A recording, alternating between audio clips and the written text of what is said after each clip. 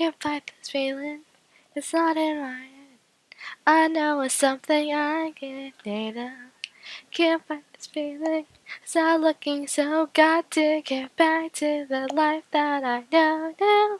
And I've been freaking out. There's only time and running out. Gotta fit it. What? It's only Sunday. It's not like I haven't uploaded since. Ah!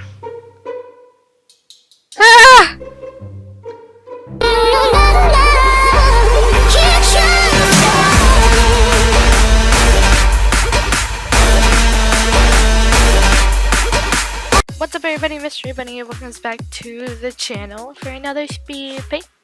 Yeah. And this time I'm just gonna talk about how I haven't uploaded in 3 weeks. I'm sorry.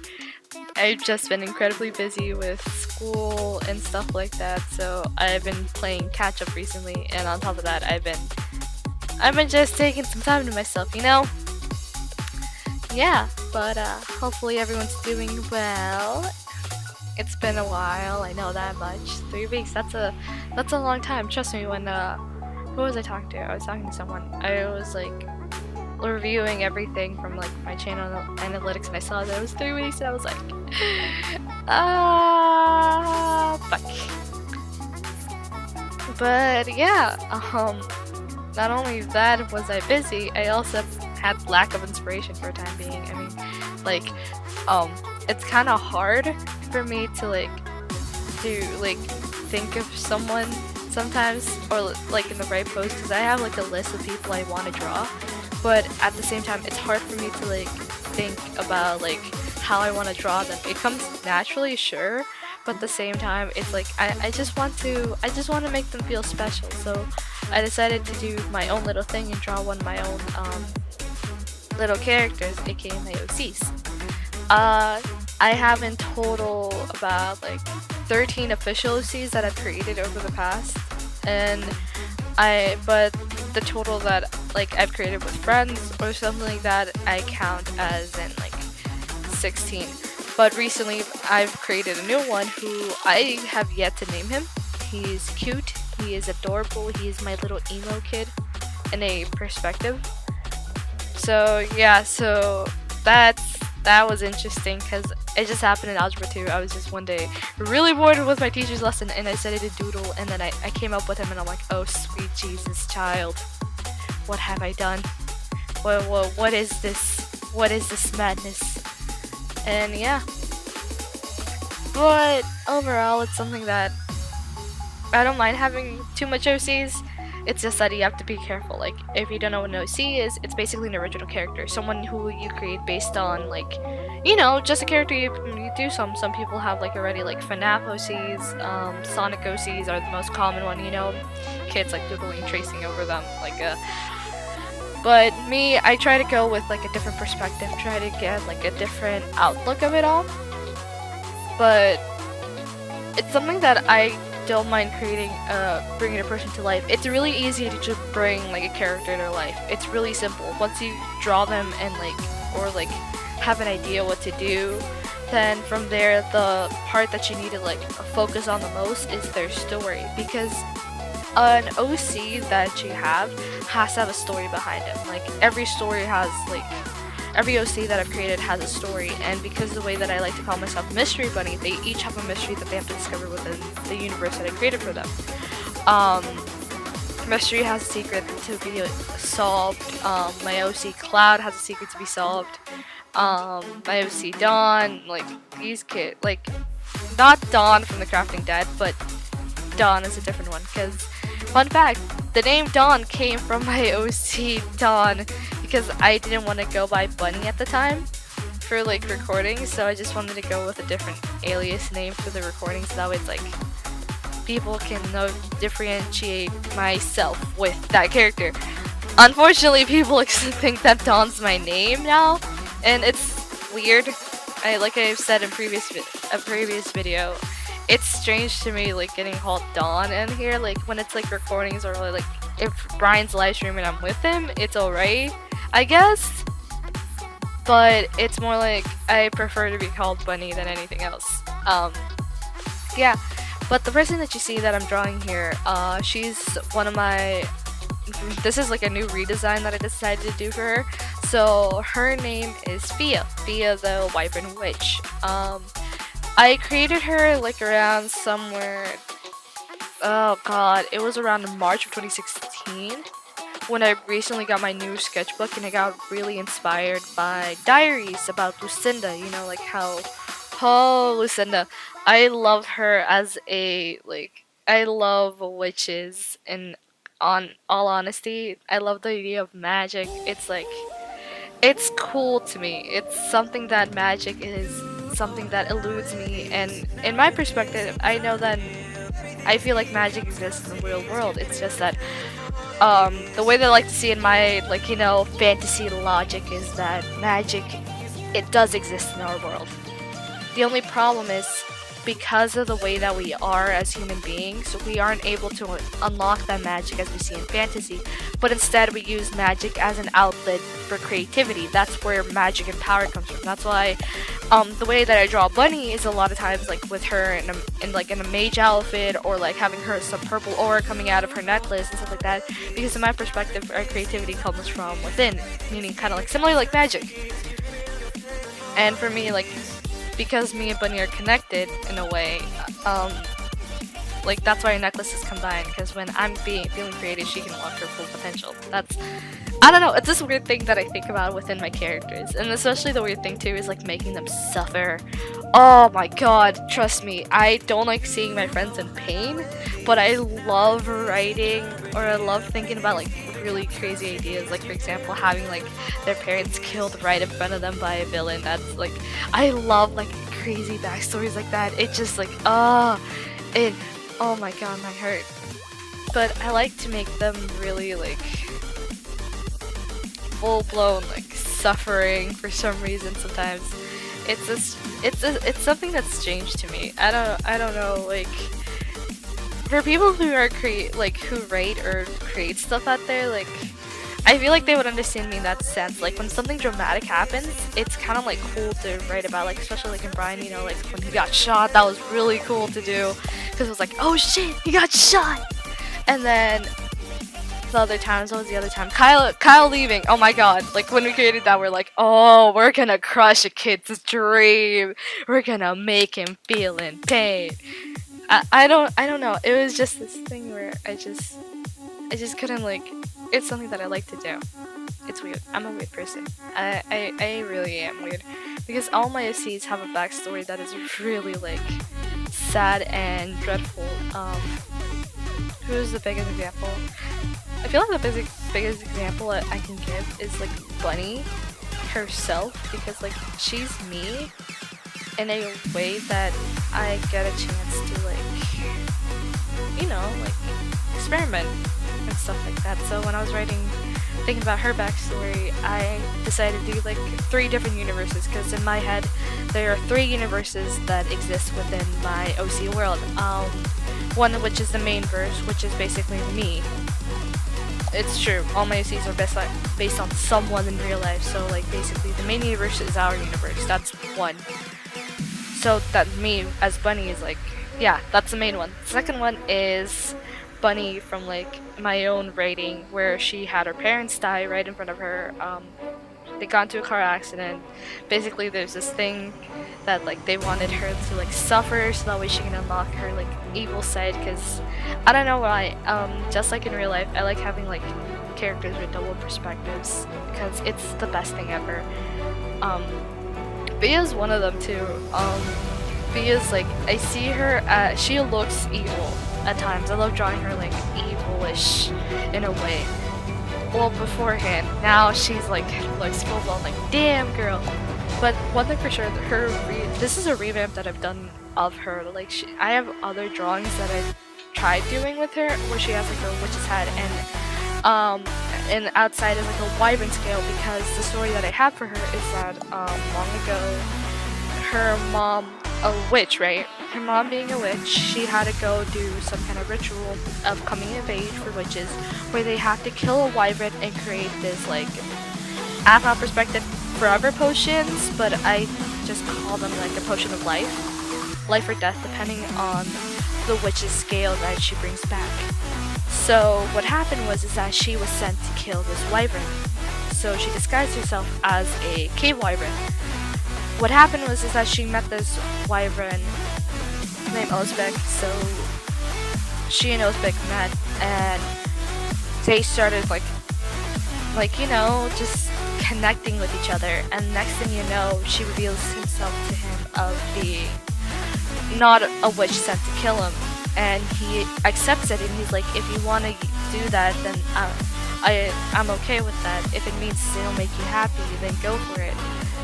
So I haven't thought of a name of her mom yet, so that's something that I still need to think about. But basically, like so she's like about to kill him, but she can't, kind of like, you know, How to Train a Dragon moment where she can't kill him and stuff like that, and because she saw like he was not afraid, but he was so accepting of it, and so she decided to bring him with her so that way no other witch will either kill him and they can live on. So she decides to run away and take him with him, and you know how Maleficent the crow turns into a human? That's kind of like the same way that was going on.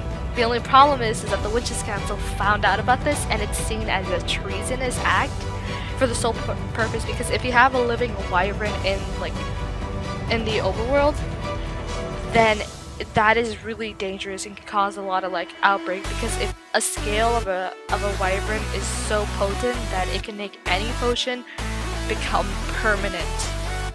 In fact, it could even cause like a shift in balance of the world. That's how like dangerous that is. But so they try to kill her for that. What happens is that they have a little daughter named Fia. Fia then starts growing up in the ways of her mother's like witchiness, I want to say. But she was born as a half-breed, so she's half wyvern and half like human witch. It's something that for me, that's why I like having her swatches, because the main thing about Fia that is super recognizable about her, and to know that that's her, is that her half of her face is covered with scales. When I used to color her, she would have these yellow and gray scales covered all over her face. This time I tried doing that, but then it didn't look that right, so I'm like, nah. But so by the time Fia was age 5, she actually, the Witches' Council found out where they lived. They thought that the forest that was gonna like seem super hidden to them, that no one else would dare to go into, right? A forest if they knew there's a witch living there. They thought that it was that hidden, because in that forest there's a small village, and in that small village there's a lot of people, so they're like, oh yeah, I doubt where she's gonna be like that obvious in there. Unfortunately, because they spotted her, they had to kill the mother and the father, and because Fia was born, she had to be taken away. Luckily for her mom, she transformed her dad into a different kind of like creature, one that like not many would recognize, and it's like basically a small lizard. So then he takes Fia, who was transformed in an egg, to like hide her. She was taken away and like taken to a small cabin into the Skylands. So the Skylands are a very hidden and sacred place for many people in this universe, and if you go there, it's like sanctuary. No one's allowed to harm you, no one's allowed to like kill you there, because it's seen as a treasonous act. Like there's no such thing as a war there, because it's such a phenomenon that if there's a disbalance, the Skylands would feel it before a person who has like, greater magic can. So basically what the mom does, pulls an illusion and transforms herself into the wyvern that looks like her husband, and then, cause yes, they do get married, and she then stays behind and creates an illusion of herself, and then she gets hung for it. Fia like doesn't know what happens to her mom until her father decides to tell her, once she turned at the age of 16, what happened to her, and he decides to raise her in a witch's way, because he was surrounded by his wife who would do these magic and stuff like that. And would try to teach him how to use magic because he was a wyvern, how to use wyvern magic properly and stuff like that. So they took balance upon each other. Wyvern magic is basically when a wyvern is able to use his own abilities, their own abilities, to create something. It's very powerful, but to a degree, because the user gets worn out within it, so it's only being used if like caution. So that's Fia in my headcanon, because that's like a story that I have for her, but there are other versions of the story where it's like her father died, but her mom lived. But yeah, but the story, all the things that are similar to the story is that someone has to die of her parents, and she's raised under the witch's way. But the way that I like about Fia is, like I would describe her, is that she's not afraid of who she is. She loves to show off her skills. The only time that she hides them is when she's around the Witches' Council or any member of that, because she's afraid that if they find out who she is, or they find out whose daughter she is, then it's pretty much like a game over for her life as a witch. But overall, that's what I like. The necklace that she has around her, the way that I want to think about it, is that the scales on her head in this drawing are from her mom and her dad. Because her dad didn't get transformed back to human because of that, and he was already in a very high age in wyvern terms. He kind of didn't live as long as Fia would wish, but he did live long enough to see her grow up to be a very lovely woman who doesn't really, in spite of everything, doesn't want to like harm human beings or wyverns.